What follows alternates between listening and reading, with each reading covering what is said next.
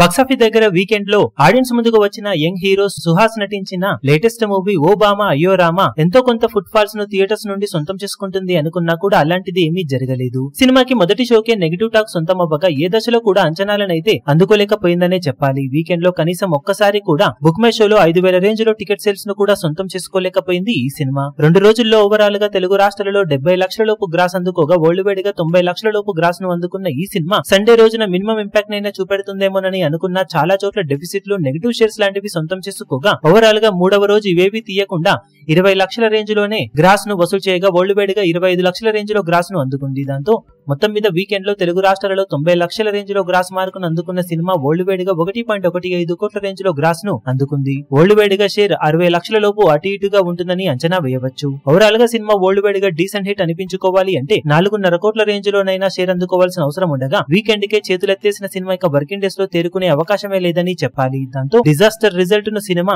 సొంతం చేసుకోవడం ఇక ఖాయంగా మారిందని చెప్పవచ్చు. ఈ వీడియో మీకు నచ్చినట్లయితే లైక్ చేయండి, షేర్ చేయండి, ఛానల్ ను సబ్స్క్రైబ్ చేయడం మాత్రం మరవకండి. ఏ చిన్న అప్డేట్ ను మిస్ అవ్వకూడదు అనుకుంటే బెల్ ఐకాన్ ను ప్రెస్ చేయండి.